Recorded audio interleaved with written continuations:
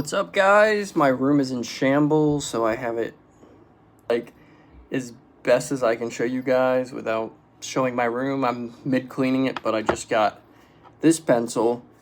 And fun fact about this, I don't like the Apple Pencil first generation. I actually did get it.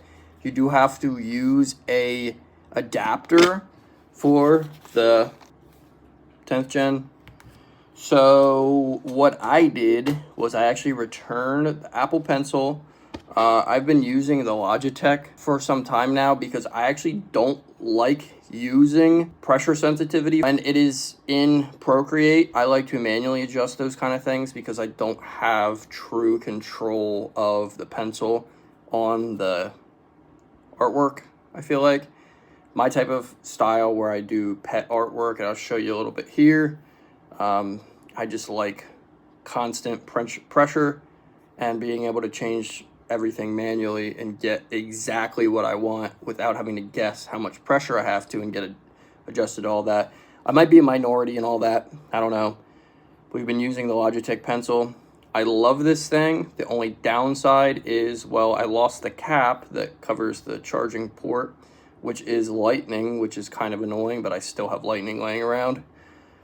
I don't love that it's flat. It does provide some grip, but there's no cases or anything to kind of give it a grip. So what I'm going to do is test.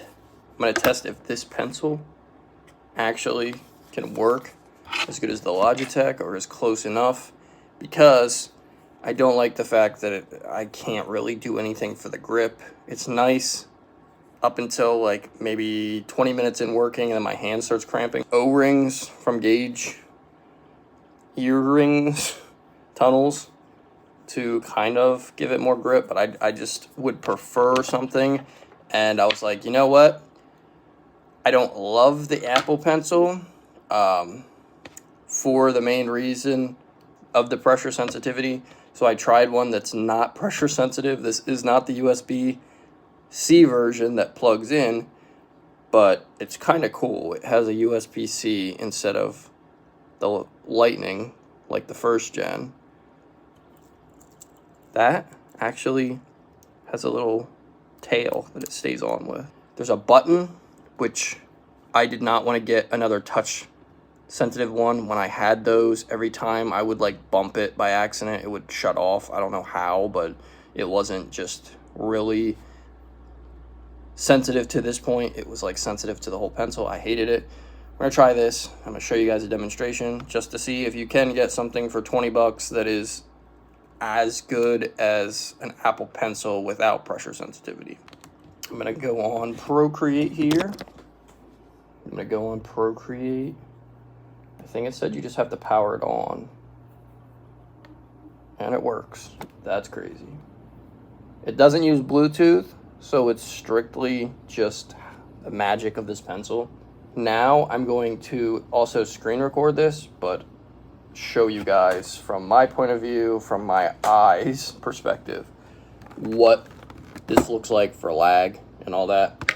The really cool part, if you want to save money and get one of these, is I do have these leftover Apple Pencil first gen. It is first gen grips, because I do like a good grip. This has a matte grip versus the really, really smooth, slippery grip of the first gen Apple Pencil.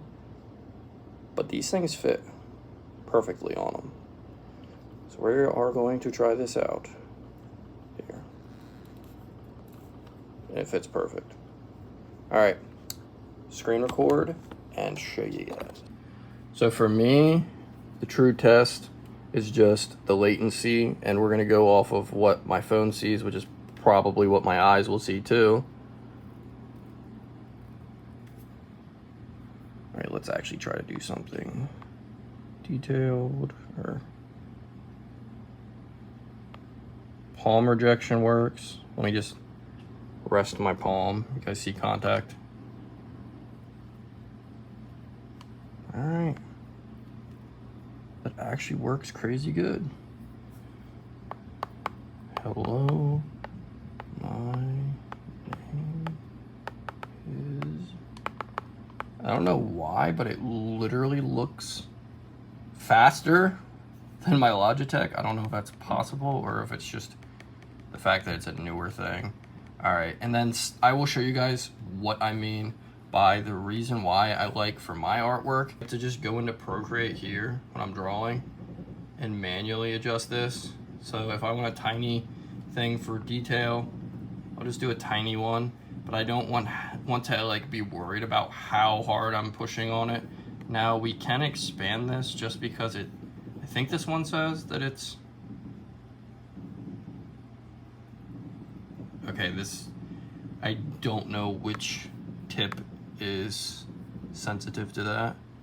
There are ones, I guess, where it will be able to tell. Okay, so it will be able to tell if you're using the side or the tip. Example, I usually 100% of the time stick with script, but when I was using the Apple Pencil 1st gen, I literally hated that I had to go in and make a custom pencil because I couldn't use any of my old options, or even the mono line is kind of fun to use sometimes. I absolutely hated that I couldn't use any of that because of pressure sensitivity. Because I was doing my artwork and it was just basically reading the opacity that you can manually adjust to. And it was reading everything like this. And you can obviously tell that color versus that color. It's a big difference when you're doing art. I personally don't like it, but there's tons of people that do.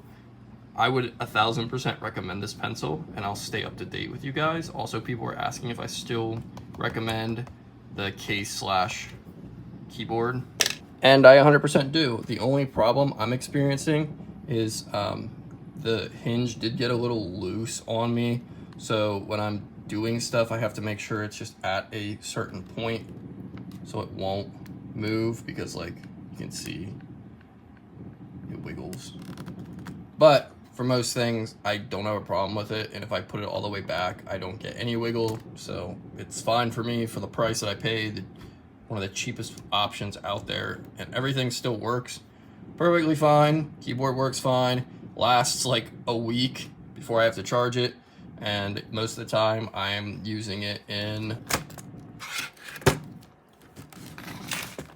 this mode anyways, or freehand, so it doesn't really matter to me. For some reason when I flip it this way it doesn't really have that much wiggle. It makes no sense. Okay guys, I actually found out I could use them at the same time, so let's just do that. So it can't be at the same time, but all right, I'll do M in cursive, my name, then M in cursive. See, everything's more tighter on this pencil, just because if I freehand it, it has to be like way out and it starts to not get as accurate. If I want to hold it, it feels weird, and I usually end up opening up my hand more, if that makes sense. So everything becomes a little different. Now let's do a little test M's here.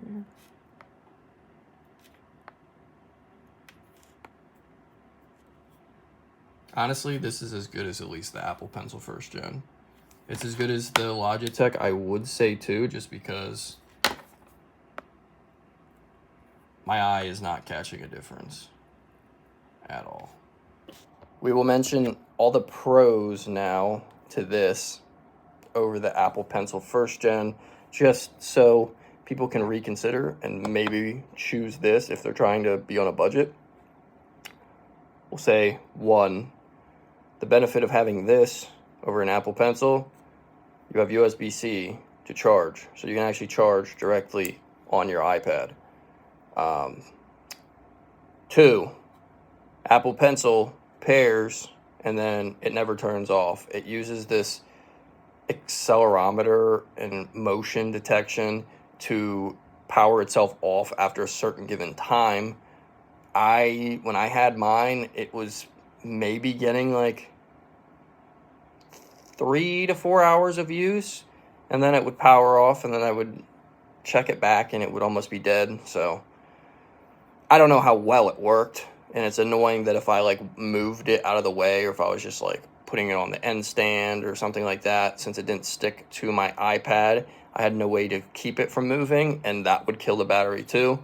This one has a little power button, so you can literally just turn it on and turn it off, so it saves battery. This light also is an indicator. It's 100 to 70 is green, 70 to like 40 is blue, and then under 40 is red until it starts flashing. Does come with a neat charger as well, because then I was like, how do you charge it if it's a male, not a female port? Well, you have this, but I also thought of another cool way. You could literally just plug it into a block for an iPad. As long as it's USB-C that you charge your iPad with, it'll work. So honestly, I would try this out. I've tried a couple Chinese knockoffs, was not impressed at all. This actually is going to become my main driver for a couple weeks, and I will update if anyone's interested. But, oh yeah, we can do tricks with it too. Pencil, and I would recommend trying to get a grip for the first gen for this pencil if you like using it, just because it only has one flat side, which is fine, but the rest is round, and I really like to just have a grip when I'm doing stuff, and this one works perfect. All right, guys, so that is going to take over the Logitech for now. I honestly love this pencil. I got a full, like, month and a half use out of it. This is 19 bucks, or you can get different colors for like 22. So if you actually want to save money, you don't care about pressure sensitivity, and you want like a tilt feature, and you want it to be high precision, just get this Stylus pencil. This is called the Kirosa pencil on Amazon, and I would 100% recommend it. The Apple Pencil, I guess, is good for people that truly just want to say that they have an Apple Pencil, but I don't justify spending that amount for the first gen with the lack of features. The pressure sensitivity is the only deal breaker that I could see. And then the USB-C version that they came out with is currently, on Amazon at least, $10 more, and it has less features. So you're paying more just for it to be USB-C. It all depends on what you guys want, but I recommend this pencil. That's what the whole game plan was. And if you guys are interested, I could start a whole series around like cheaper things off Amazon I find for my iPad, so let me know. All right, guys, I'll see you guys in the next one. I love you. Make sure to be happy, stress less, and God bless you.